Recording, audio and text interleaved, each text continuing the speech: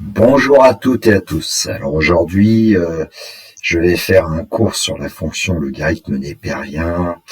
J'ai une petite pensée aux élèves qui sont déscolarisés pour des raisons diverses. Ça peut être pour des problèmes de maladie, donc je fais plutôt ce genre de vidéo pour eux a priori, mais évidemment pour tout le monde. Dans le descriptif de la vidéo, vous trouverez un polycopier en format PDF ainsi qu'un lien vers mon blog où vous pouvez trouver divers documents de maths spécialité et de maths experte. Alors avant d'aborder vraiment le cours sur le logarithme népérien, je voudrais vous faire peut-être un rappel de géométrie. Alors, on travaille dans un repère orthonormé et puis je vais introduire des points. Alors, un point P ici de coordonnées petit a, un point Q de coordonnées petit b, petit a, et puis la configuration, vous voyez, c'est en fait un carré, donc ici je vais placer le point d'abscisse petit b d'ordonnée petit b, je ne sais pas pourquoi j'ai écrit A, et ici on va avoir un point S d'abscisse petit a et d'ordonnée petit b. Et puis, je vais tracer les diagonales PR et QS. Alors, dans un carré, évidemment, les diagonales se coupent en leur milieu, sont perpendiculaires. Et on a une propriété aussi, c'est que les diagonales ont la même longueur. Celle-ci, celle-ci, celle-ci, celle-ci. Et puis, je vais dessiner un angle droit ici. Alors, si on considère la droite PR, par exemple, je peux dire que c'est la droite d'équation y égale x, puisque le point P a pour coordonnée A et R a pour coordonnée BB. Et puis, si j'introduis la symétrie orthogonale ou axiale, soit S, la symétrie axiale d'axe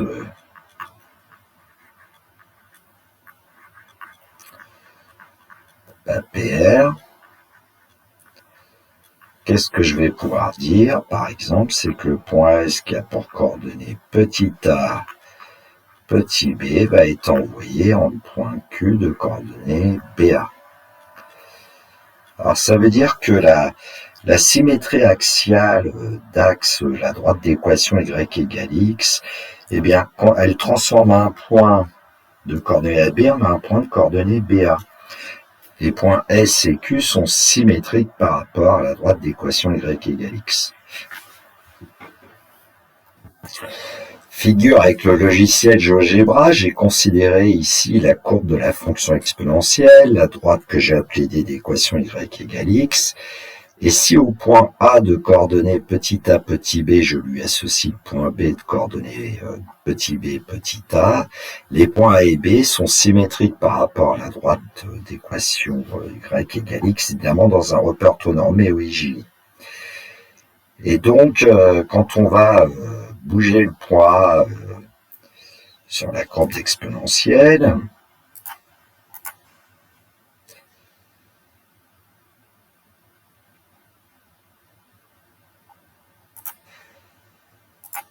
ce que je vais faire bientôt, quand on bouge le point A, le point B évidemment va bouger, et puis le point B décrit une certaine courbe, apparemment la courbe d'une fonction, et bien cette fonction, on va l'appeler la fonction logarithme népérien. Voilà.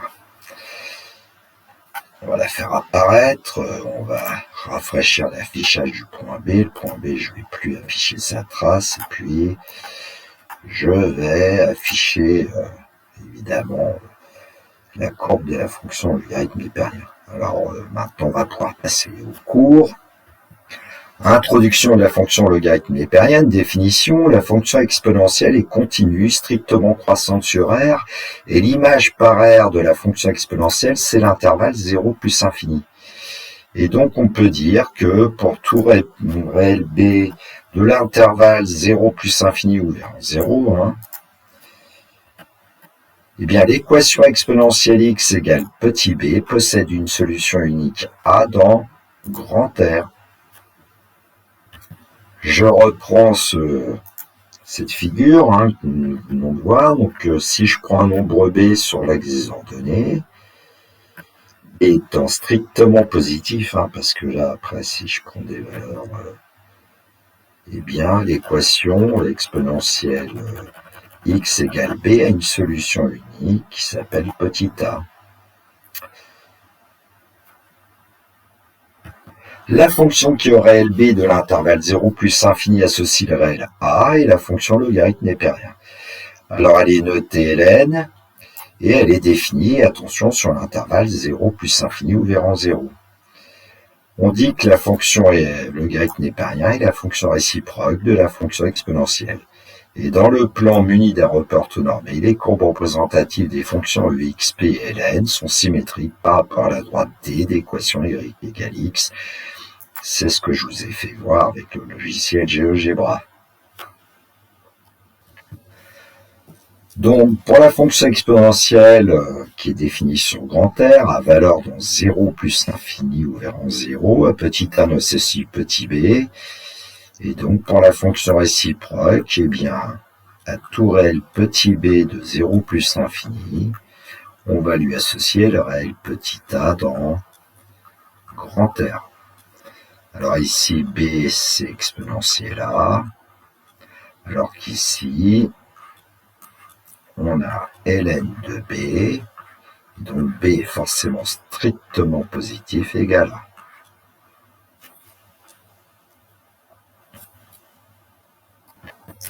Alors, en termes de variation, si à petit a on associe petit b égale exponentiel a, on connaît les variations de la fonction exponentielle, on va pouvoir en déduire les variations de la fonction logarithme népérien et quasiment conjecturer un certain nombre de choses.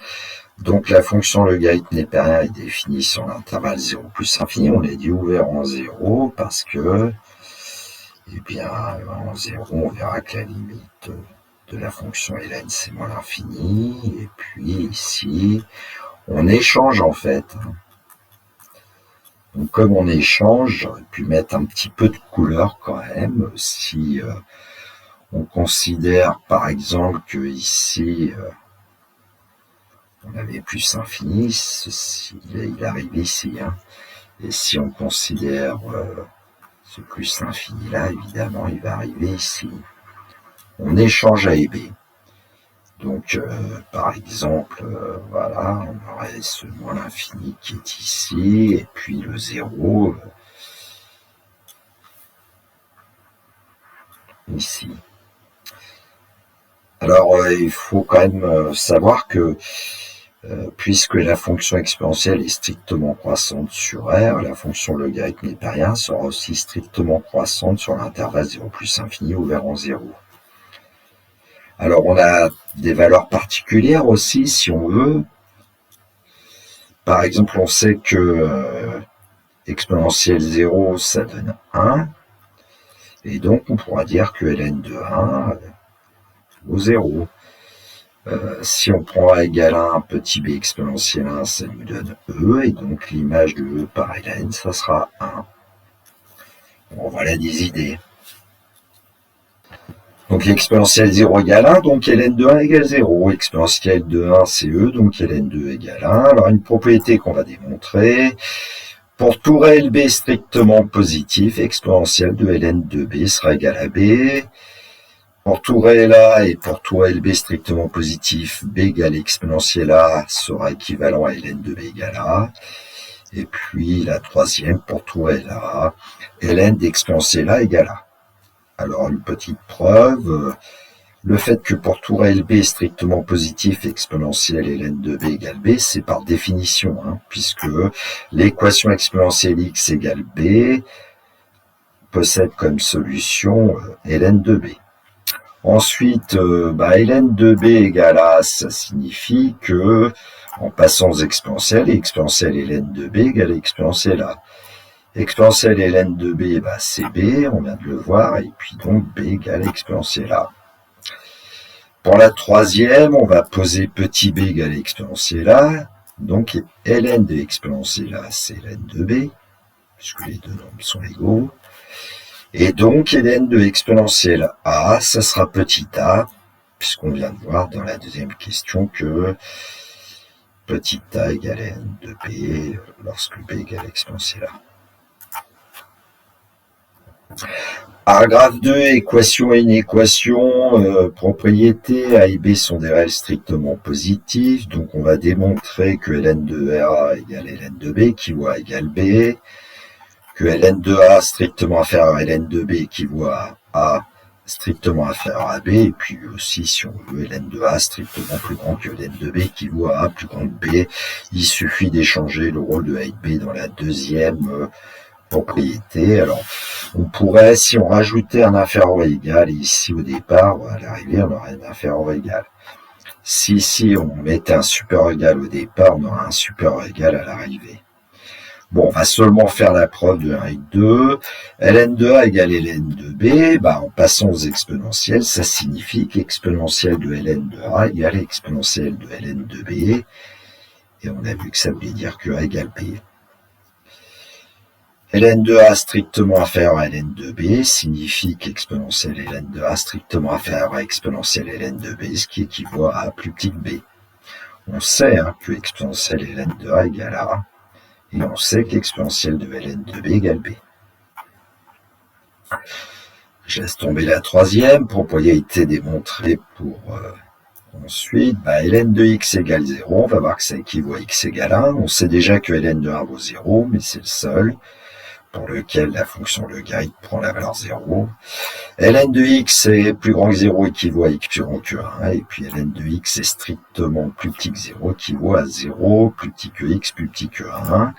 Alors on pourrait conjecturer ces propriétés grâce au graphique précédent. Donc quand on regarde le graphique, la représentation graphique de la fonction logarithme népérien, on a bien le sentiment qu'ln de 1 vaut 0, que quand x est entre 0 et 1, ln de x est négatif, et quand x est plus grand que 1, ln de x est positif. Allons-y. Premièrement, ln de x égale 0, ça équivaut à ln de x égale ln de 1, et puis on l'a vu dans la propriété précédente que ça équivaut à x égale 1. ln de x est plus grand que 0, ça équivaut, je suis passé par l'exponentielle, ça équivaut à exponentielle ln de x plus grand que exponentielle 0, ça équivaut à x plus grand que 1. Alors on aurait pu aussi travailler comme on l'avait fait juste avant. Je vais le faire dans le troisièmement, ln de x plus petit que 0, ça signifie que ln de x est plus petit que 1, et donc que x est plus petit que 1. Mais comme x est forcément strictement positif, puisqu'on reprend le logarithme népérien, ça équivaut à x strictement compris entre 0 et 1. Là, j'ai utilisé en fait cette propriété-là. ln de a plus petit que ln de b équivaut à a plus petit que b. Bon, le signe de la fonction logarithme népérien, du coup, on l'obtient grâce à cette propriété. Donc, sur l'intervalle 0,1 ouvrant 0 ouvrant 1, la fonction ln est strictement négative, ln de 1 vaut 0, et puis ln est strictement positif sur l'intervalle 1 plus infini ouvrant 1. Paragraphe 3, propriété algébrique de la fonction logarithme népérien. Comme la fonction exponentielle possède des propriétés algébriques, on se doute que la fonction logarithme népérien va avoir aussi des propriétés algébriques. Alors on va se donner deux nombres a et b strictement positifs pour pouvoir prendre le logarithme népérien, et aussi un nombre p qui va être un entier relatif. Alors, première propriété, on sait que l'exponentielle transforme une somme en un produit, donc on se doute que le logarithme d'un produit, ça devrait être la somme des logarithmes. Ensuite, logarithme d'un quotient, c'est la différence des logarithmes. J'évite le mot népérien, mais ici c'est népérien bien sûr. Le logarithme de l'inverse d'un réel strictement positif, ce sera l'opposé du logarithme de ce réel strictement positif. On va démontrer aussi que ln de a puissance p, c'est p ln de a. Et puis on va démontrer aussi que ln de racine carrée de a, c'est un demi de ln de a. Alors on va déjà commencer par le premièrement, ln de a fois b, c'est égal à ln de a plus ln de b pour a et b strictement positifs. Alors je vais poser le premier membre, je vais l'appeler grand X, ln de a fois b. Le deuxième membre, je vais l'appeler grand Y, égal ln de a plus ln de b. Et puis on va prendre les exponentielles de ces deux nombres parce que on connaît des propriétés sur l'exponentielle. Alors exponentielle grand X, c'est exponentielle ln de a fois b. Et donc c'est a fois b. Et puis exponentielle Y, eh bien c'est exponentielle de ln de a plus ln de b. Mais grâce aux propriétés de la fonction exponentielle, on sait que l'exponentielle d'une somme, c'est le produit des exponentielles, et donc on obtient exponentielle ln de a multiplié par exponentielle ln de b. On sait qu'exponentielle de ln de a, c'est a, et on sait qu'exponentielle de ln de b, c'est b, donc on obtient aussi a fois b. Finalement, on a démontré qu'exponentielle grand X égale exponentielle grand Y. Donc on sait que grand X égale grand Y par propriété des exponentielles, et donc on a démontré que ln de a multiplié par b égale ln de a plus ln de b. Bon, le deuxième, c'est démontrer que ln de a divisé par b est égal à ln de a moins ln de b. Alors comme nous on a une propriété là, on vient de démontrer avec une somme, l'idée c'est de se dire on va calculer ln de a divisé par b plus ln de b, et on devrait tomber sur ln de a. Ça, c'est une petite ruse. C'est pour éviter d'aller chercher aussi la fonction exponentielle. ln de b plus ln de a sur b, on vient de voir maintenant que c'est ln de b multiplié par a sur b, grâce au premièrement.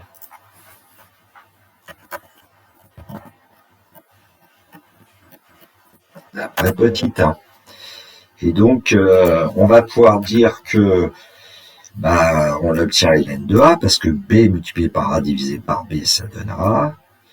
Et ensuite, du coup, comme ln de b plus ln de a sur b égale ln de a, on en déduit, en transposant ln de b dans le second membre, que ln de a divisé par b, c'est ln de a moins ln de b. ln de 1 divisé par b, on va dire tout simplement, d'après ce qu'on vient de voir, c'est ln de 1 moins ln de b. J'aurais pu le dire aussi d'après petit 2. Donc ln de 1 sur b, c'est moins ln de b parce que ln de 1 vaut 0.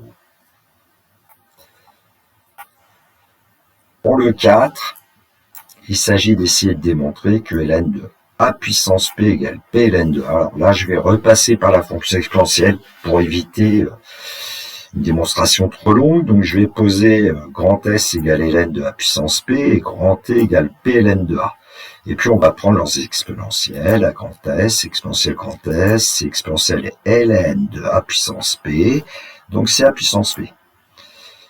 Pour exponentielle t, c'est exponentielle p ln de a, et donc on va être un petit peu astucieux, on va dire que c'est exponentielle de ln de a à la puissance p, par propriété de l'exponentielle. Et donc ça lui donne a puissance p. Donc exponentielle s est égal à exponentielle t, donc par propriété d'exponentielle s égale t, et donc on a bien démontré que ln de a puissance p égale p ln de a, évidemment pour un réel a strictement positif et un entier p relatif. Alors, pour démontrer que ln de racine carrée de a égale 1,5 de ln de a, je vais encore utiliser une petite astuce, je vais multiplier par 2. Ça revient à démontrer 2 ln de racine carrée de a égale ln de a. Donc je multiplie par 2, 2 ln de racine carrée de a, et on vient de voir que dans ce cas-là, c'est ln de racine de a au carré, d'après la propriété 4. Et puis racine carré de a au carré à l'intérieur de la grande parenthèse, c'est petit a. Ça donne donc ln de a. Et donc on a la propriété. La ln de racine carrée de a, c'est 1,5 de ln de a. Alors, quelques exemples pour que vous voyez que c'est pas si difficile à appliquer. ln de 5 plus ln de 2, c'est ln de 5 multiplié par 2, donc c'est ln de 10. ln de 56 moins ln de 8, c'est ln de 56 divisé par 8. Et on tombe sur ln de 7, puisque 8 fois 7 égale 56. ln de 0,001. C'est aussi ln de 10 puissance moins 3, on va le retrouver pratiquement.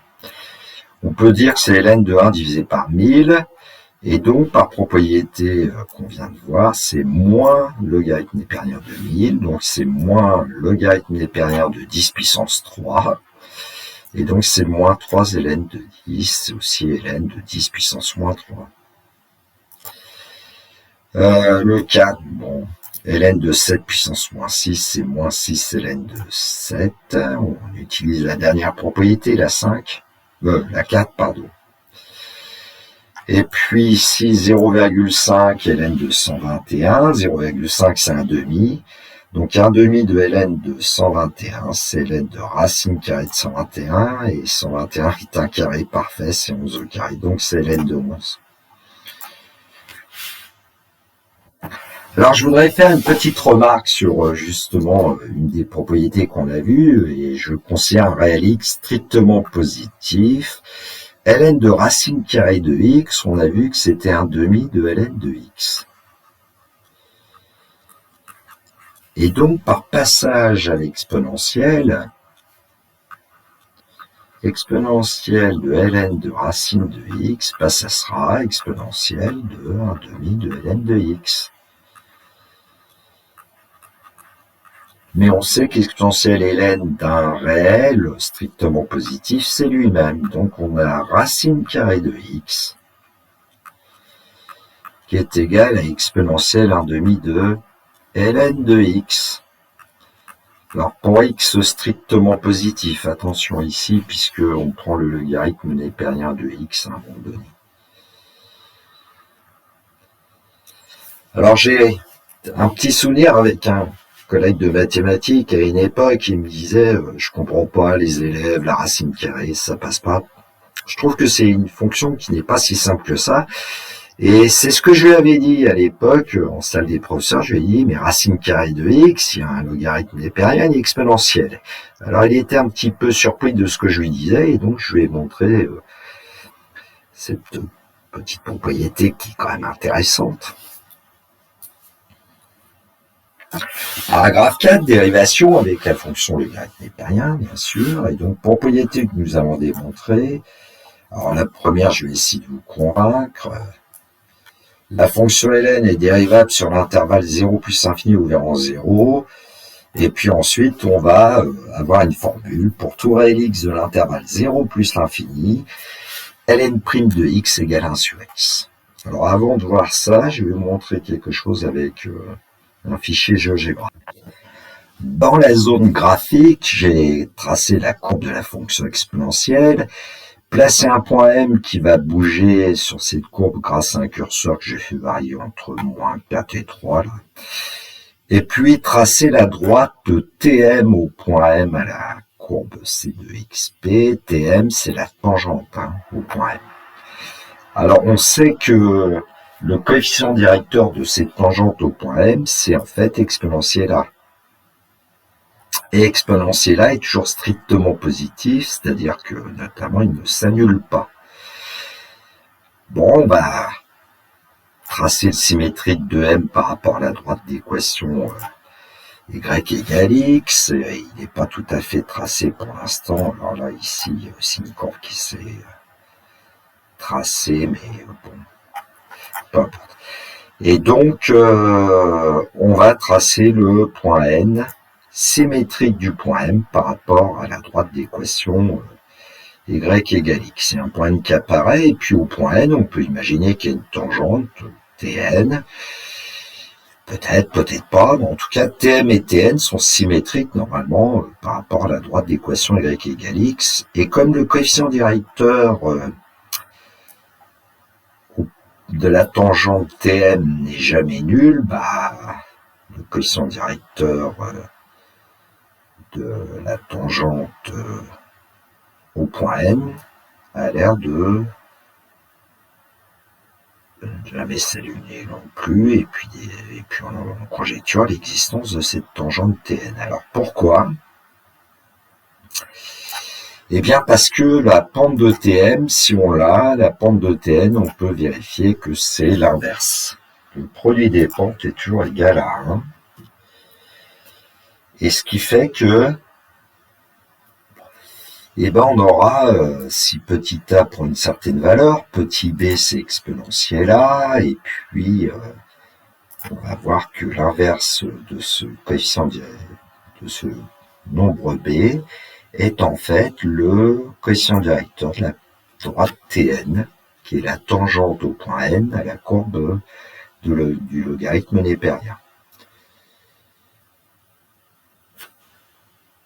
Alors je rappelle qu'on travaille dans un repère orthonormé du plan, et puis la fonction exp, elle est dérivable sur R, et sa dérivée évidemment qui est elle-même ne s'annule pas sur R. Donc la courbe C de xp a en chacun de ses points une tangente oblique. Et donc par symétrie par rapport à la droite d'équation y égale x, la courbe C de Ln a en chacun de ses points une tangente oblique. On en déduit que la fonction Ln est dérivable sur 0 plus infini. Quand on utilise la droite d'équation y égale x, le symétrique d'une droite horizontale serait une droite verticale. Le symétrique d'une droite verticale serait une droite horizontale. Alors, comme la courbe de CEXP a en chacun de ses points une tangente qui n'est pas horizontale, par symétrie, la courbe C de Ln a en chacun de ses points une tangente qui n'est pas verticale. Bon, ce sont des idées. Deuxièmement, pour tout Lx de l'intervalle 0 plus infini, eh bien, on sait qu'exponentielle Ln de x est égale à x, et on va dériver cette expression. La dérivée d'exponentielle u, c'est u' exponentielle u. Donc, le premier membre va se dériver en ln' de x fois exponentielle ln de x. Et le deuxième membre, x, sa dérivée, c'est 1. Ce qui fait qu'on fait apparaître quelque chose d'intéressant ici, puisque on a en fait ln' de x multiplié par exponentielle x, justement, c'est petit x, égale 1. Et donc ln' de x est égal à 1 sur x. La dérivée de la fonction logarithme népérien sur l'intervalle 0 plus infini ouvert en 0, c'est la fonction inverse sur cet intervalle 0 plus infini ouvert en 0. Autre propriété, la fonction ln est strictement croissante sur l'intervalle 0 plus infini ouvert en 0. Alors une preuve, on vient de voir que pour tout Lx de l'intervalle 0 plus infini ouvert en 0, ln' de x est 1 sur x. Et comme x est strictement positif, 1 sur x est strictement positif, donc ln' de x est strictement positif. La fonction dérivée de ln est strictement positive sur l'intervalle 0 plus infini ouvert en 0. Donc la fonction ln est strictement croissante sur cet intervalle 0 plus l'infini ouvert en 0, ce qu'on avait quasiment vu à un moment donné, grâce à la fonction exponentielle. Alors un tableau de variation de la fonction ln, une double barre en 0, ln n'est pas définie en 0, elle risque pas d'y être dérivable. Ensuite, j'ai indiqué que la dérivée de la fonction ln était strictement positive sur 0 plus infini ouvert en 0 avec un signe plus, et donc la fonction ln est strictement croissante sur 0 plus infini. Bon, j'ai quand même indiqué l'image de 1 qui est 0, j'aurais pu aussi indiquer l'image de E qui est 1, il ne faut surtout pas l'oublier. Une propriété que nous allons admettre, si la fonction u est dérivable et strictement positive sur grand I, alors la fonction ln de u sera dérivable sur grand I, et puis la dérivée de ln de u, ça sera u' sur u.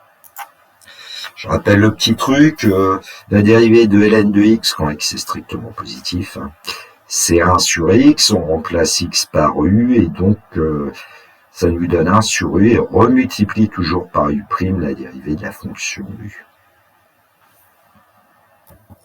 Un exemple, on va considérer pour tout Lx que f de x c'est ln de x carré plus 1, donc la fonction f est définie sur grand R. Alors est-ce que c'est vrai? on va quand même rappeler que x carré est toujours supérieur ou égal à 0 pour tout réel x, donc x carré plus 1 est supérieur ou égal à 1, en ajoutant 1 en demande de l'inégalité, donc x carré plus 1 est toujours strictement positif. Alors, on va essayer de dériver f, on pose u de x, égale, ici c'est x carré plus 1.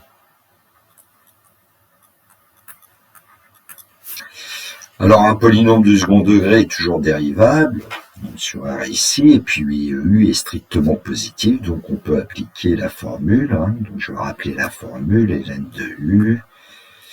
Quand on veut dériver, c'est u' sur u, mais je rappelle qu'il y a les conditions, u est dérivable et strictement positive sur un intervalle i. Alors ici, c'est sur grand R qu'on travaille. Et donc, on va obtenir f' de x égale. Alors, quelle est la fonction u qui est au demi-dénominateur? C'est x carré plus 1, et puis la dérivée de u, c'est 2x. Et donc, on a obtenu la dérivée. Alors, petite remarque peut-être, je vais mettre un peu de couleur. 2 est strictement positif, x carré plus 1 est strictement positif ici, et donc on peut dire que f' de x a même signe que petit x. Donc on obtiendra assez facilement les variations de f. f' de x a même signe que x, donc on va placer la valeur 0. En 0, la dérivée va s'annuler. Quand x est strictement positif, f' de x est strictement positif, et quand x est strictement négatif, f' de x est strictement négatif, et donc on a les variations de f. Alors, pour l'instant, pour les limites, on fait rien. On a besoin d'autres éléments de cours. Par contre, on peut calculer de 0, bien sûr. Et donc, f de 0, c'est ln de 0 au carré plus 1, puisque f de x était ln de x carré plus 1. Ça donnait ln de 1, c'est-à-dire 0. Donc, la fonction f possède un minimum en 0 qui vaut 0, et donc la fonction f, on pourrait dire qu'elle est positive sur grand R d'ailleurs. Un autre exemple.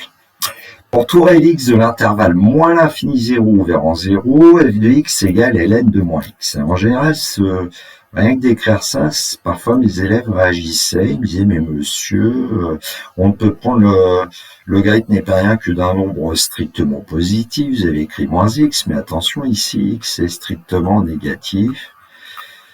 Donc, moins x, il est forcément strictement positif. Je rappelle pourquoi x est strictement négatif, parce qu'il appartient à l'intervalle moins l'infini 0 vers en 0. Et donc, ln de moins x existe. Alors, pour calculer la dérivée, je ne vais pas vous poser forcément ce que j'ai dit tout à l'heure, mais on sait que c'est u' sur u. Alors, je vais le faire quand même, parce que u de x, c'est moins x. Et donc, u' de x, c'est moins 1. Et puis, la fonction u est bien dérivable sur moins l'infini 0 vers 0 et strictement positive. Moins x est strictement positif ici. Et donc, on obtient en fait comme dérivée moins 1 sur moins x, et évidemment égal à 1 sur x. Donc, cette fonction qui a x associé ln de moins x quand x est strictement négatif a aussi pour dérivée la fonction inverse. Mais c'est sur moins l'infini 0 vers 0. Paragraphe 5, une limite particulière et une tangente particulière à la courbe C de ln.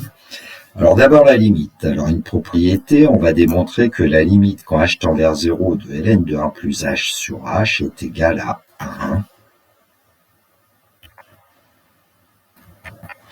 Alors, pourquoi cette limite est intéressante? C'est parce que quand on fait tendre h vers 0, déjà, on a 1 plus h qui tend vers 1, et donc ln de 1 plus h qui est le numérateur qui nous intéresse, qui va tendre vers ln de 1, puisque la fonction ln étant dérivable sur 0 plus l'infini, elle est dérivable en 1, donc continue en 1, donc on a le droit d'écrire ça. Et puis ln de 1, c'est 0. Et puis le dénominateur, lui, il tend vers 0, donc en fait, on a affaire à ce qu'on appelle une forme indéterminée, 0 sur 0. Donc comment lever l'indétermination? Alors là, il y a une petite astuce parce que ça ressemble à un taux de variation. Donc c'est la limite de ln de 1 plus h, en fait, moins ln de 1 sur h. Vous pensez à introduire le ln de 1 qui vaut 0. Et là, en fait, on a quelque chose de la forme limite quand h tend vers 0 de f de a plus h moins f de a sur h, à condition, évidemment, de dire que f, c'est la fonction ln, que petit a est égal à 1. Et on sait que si la fonction f est dérivable en a, alors ça nous donne f' de a. Ce qui veut dire que cette limite, ce sera la dérivée de ln en 1. Alors on sait que ln de prime de x, c'est 1 sur x, quand x est strictement positif, et donc ln' de 1, ça sera 1 divisé par 1.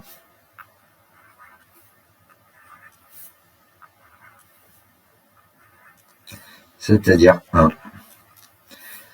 Donc, la limite de ln de 1 plus h sur h quand h tend vers 0 est égale à 1. Donc, je passe, puisqu'on vient de le faire. Alors, propriété démontrée, on va chercher l'équation réduite de la tangente t au point i d'abscisse 1 et d'ordonnée 0 à la courbe c de ln, et on va démontrer que c'est y égale x moins 1. Je vais d'abord effectuer une conjecture. Alors, je vous ai rappelé la limite, quand h tend vers 0, de ln de 1 plus h sur h qui est égal à 1, et puis on va poser 1 plus h égale x. Et à ce moment-là, on sait que avec ce changement de variable, eh bien, quand h tend vers 0, x tend vers 1. Au numérateur, on a ln de x, et au dénominateur, eh bien, on a petit h qui vaudra x moins 1. Et donc, on obtient une nouvelle limite, la limite quand x tend vers 1, de ln de x sur x moins 1 égale 1, alors qu'a priori, c'est une forme indéterminée, 0 sur 0 ici. Alors, comment je vais m'en servir? Je vais dire que pour x assez proche de 1,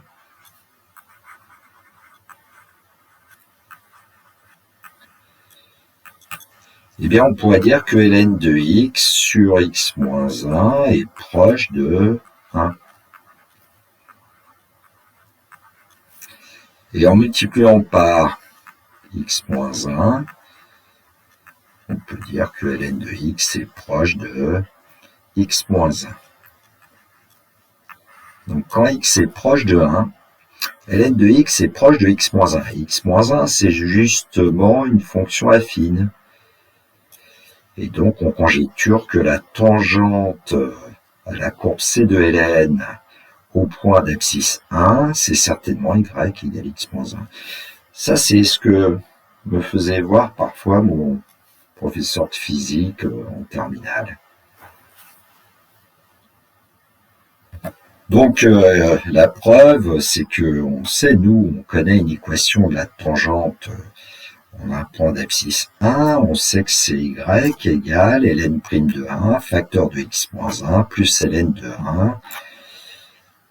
Et comme ln de 1 vaut 0 et que ln' de 1, ça vaut 1, on remplace, donc on va obtenir que la droite t a pour équation y égale 1 facteur de x moins 1 plus 0, c'est-à-dire tout simplement la tangente t a pour équation y égale x moins 1. Alors je vous ai fait une représentation graphique avec GeoGebra.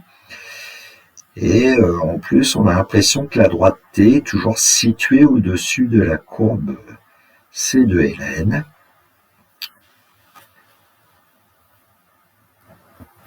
Donc la conjecture, pour tout x appartenant à 0 plus infini, ouvrant 0, ln de x inférieur ou égal à x moins 1. Alors il y a plusieurs façons de démontrer cette inégalité. Alors essayez pas de la démontrer algébriquement. Ça n'est pas possible en fait. Le x apparaît à gauche avec la fonction ln. Bon, enfin. Alors il y aurait une première méthode que je vais pas exploiter ici, mais l'idée c'est de poser une fonction auxiliaire. Alors vous posez une certaine fonction. Vous prenez x-1 par exemple le deuxième membre, moins le premier membre, ln de x. Évidemment pour tout x appartenant à 0 plus infini. Et puis vous étudiez les variations de la fonction g. Et une fois que vous aurez étudié les variations de la fonction g, vous allez pouvoir en déduire le signe de g plus l'inégalité. Bon, je vais peut-être le faire quand même, allez. G' de x est égal à 1, dérivé de x, moins 1, la dérivée c'est 0, moins 1 sur x. Et donc réflexe, on met au même dénominateur, donc on va obtenir x moins 1 sur x. Alors ici, x est strictement positif, ce qui veut dire que g' de x a même signe que x moins 1.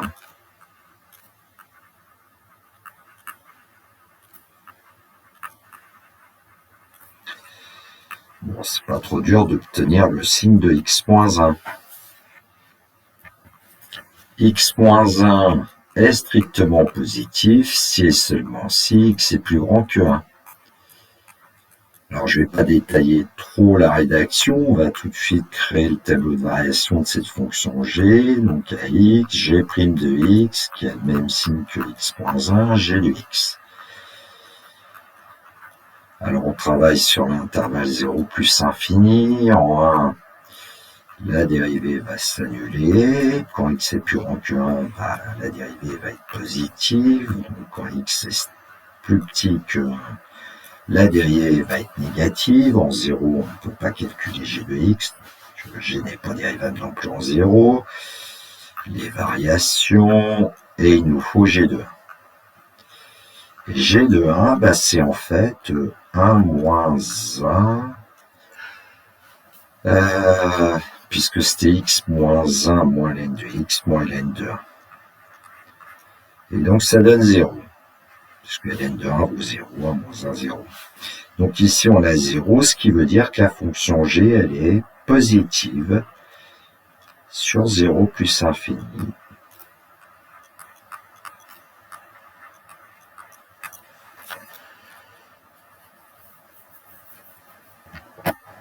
G de x est positif, donc x moins 1 moins ln de x est supérieur ou égal à 0, et donc on peut affirmer que ln de x est inférieur ou égal à x moins 1.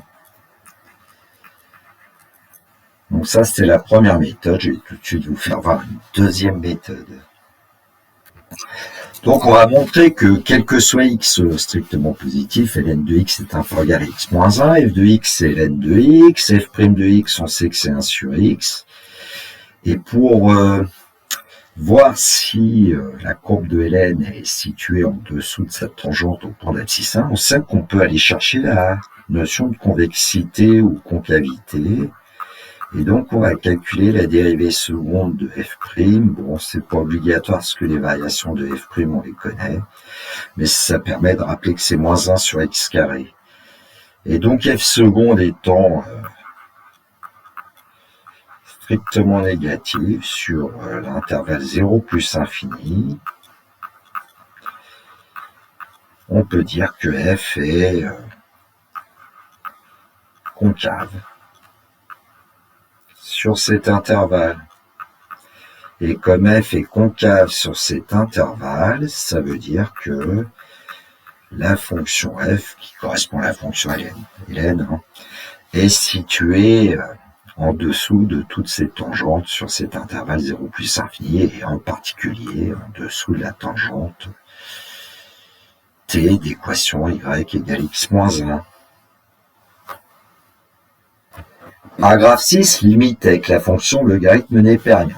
Alors, première propriété, on va démontrer que la limite quand x tend vers plus l'infini de ln de x égale plus l'infini, on l'avait conjecturé au début de cette vidéo.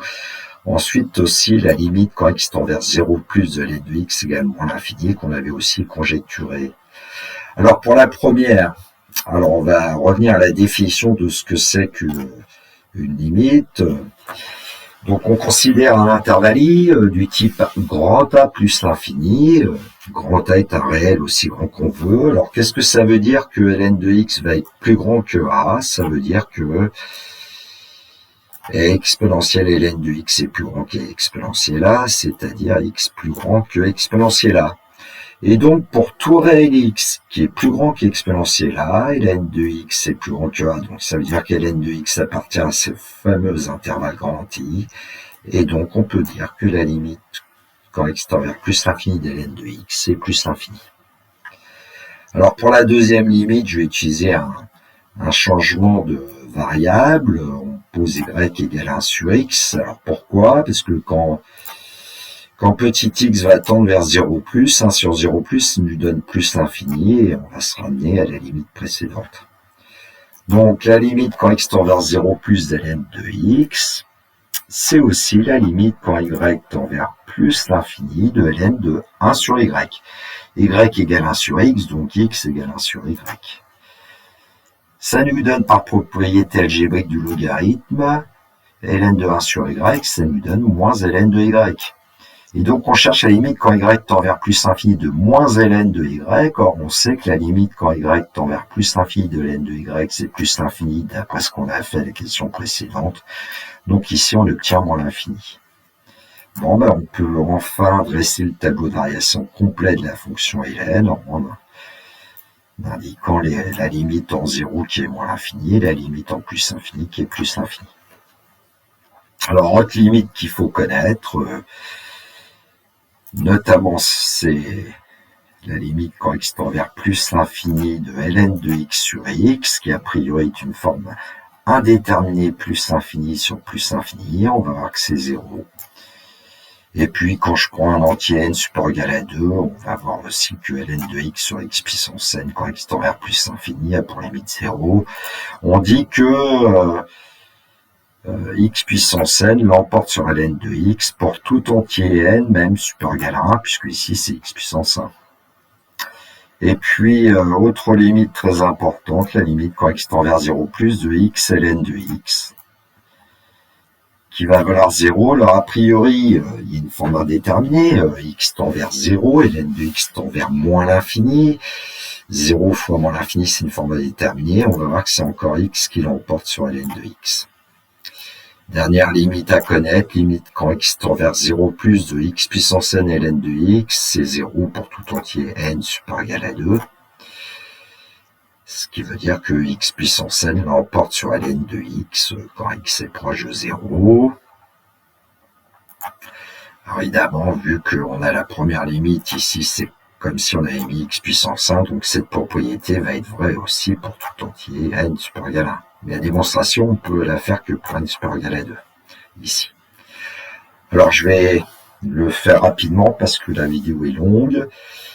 Donc, pour le premier, ce qu'on va faire, c'est qu'on va faire à nouveau un changement de variable. On va poser petit y égale ln de x. Alors, je rappelle que ça veut dire aussi que x égale exponentielle y. Et donc, la limite quand x tend vers plus l'infini de ln de x sur x, j'ai un peu modifié la rédaction, donc la limite quand x tend vers plus l'infini de ln de x sur x, c'est la limite quand y tend vers plus l'infini, parce que quand petit x tend vers plus l'infini ici, y tend vers plus l'infini. Au numérateur, évidemment, on a y, puisque y est égal à ln de x, et puis au dénominateur, on a exponentielle y, puisque petit x égale exponentielle y. Et on sait que c'est 0, alors c'est aussi une forme indéterminée, mais c'est grâce aux limites connues de la fonction exponentielle. Exponentielle y l'emporte sur y quand y tend vers plus l'infini. Alors maintenant, pour aller voir la limite quand x tend vers plus l'infini de ln de x sur x puissance n, on va se servir de ce qu'on vient d'obtenir, c'est-à-dire que la limite quand x tend vers plus l'infini de ln de x sur x vaut 0, et puis il suffit de multiplier par 1 sur x puissance n moins 1 pour obtenir ln de x sur x puissance n. Et justement, comme n est supérieur égal à 2, moins 1 est supérieur égal à 1, et 1 sur x puissance n moins 1 va tendre vers 0 quand x va tendre vers plus l'infini. Donc on multiplie 0 par 0, on va obtenir 0. Pour 2a, c'est-à-dire la limite quand x tend vers 0 plus de x ln de x, on va utiliser un changement de variable, on pose y égale 1 sur x. Quand x tend vers 0 plus, y tend vers plus infini. Alors on va remplacer petit x évidemment par 1 sur y, et puis on va remplacer ln de x par ln de 1 sur y. Et on obtient la limite quand y tend vers plus infini de 1 sur y, ln de 1 sur y. ln de 1 sur y, c'est moins ln de y, donc ça nous donne la limite quand y tend vers plus l'infini de moins ln de y sur y, et nous on connaît la limite quand y tend vers plus l'infini de ln de y sur y qui vaut 0, l'opposé de 0, ça va nous donner 0. Et puis pour la dernière, on va utiliser un peu la tactique qu'on a utilisée tout à l'heure, c'est-à-dire limite quand x tend vers 0 plus de x ln de x, on sait que c'est 0, et la limite quand x tend vers plus, c'est 0, là il y a une coquille, et la limite quand x tend vers 0 plus de x puissance n moins 1, c'est 0, 0 à la puissance n moins 1, n-1 étant supérieur égal à 1 ici, puisque n est supérieur égal à 2. Et donc, par produit, la limite quand x tend vers 0 plus de x puissance n ln de x, c'est 0. X puissance n l'emporte sur ln de x. Quand x tend vers 0 plus, c'est x puissance n qui impose sa limite. C'est un peu comme si ln de x n'apparaissait pas. Bon, avec tout ça, il y a beaucoup de choses qu'on peut faire. Alors, à la fin du polycopier, vous aurez ce qui me semble être tous les savoirs sur la fonction logarithme népérien. C'est une sorte de petite trousse de survie pour pouvoir résoudre les exercices avec la fonction logarithme népérien.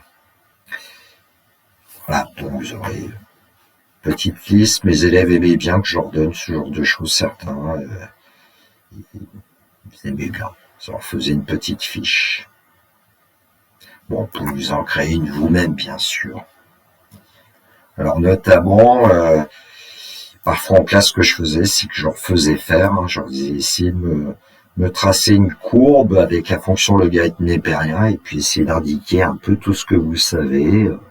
Et donc, à partir de, par exemple, de ce que vous voyez à l'écran, la courbe représentative de ln, j'ai indiqué beaucoup de choses, la tangente au point d'abscisse 1, y égale x moins 1, et même celle qui est au point d'abscisse E, parce qu'elle est particulière, elle passe par le point haut, bon, certaines limites. À vous de voir. Voilà, cette vidéo est terminée pour moi. J'espère que j'ai pas dit trop de bêtises. Parfois, quand j'ai l'occasion de revoir une vidéo, je me dis j'ai oublié un signe moins, j'ai pas pris le bon nombre. Veuillez m'en excuser, c'est peut-être dû à l'âge. Je fatigue beaucoup. Il me reste à vous souhaiter une très belle journée. Surtout, prenez bien soin de vous, que la force soit avec tous les étudiants. Il me reste à vous dire le classique. Au revoir.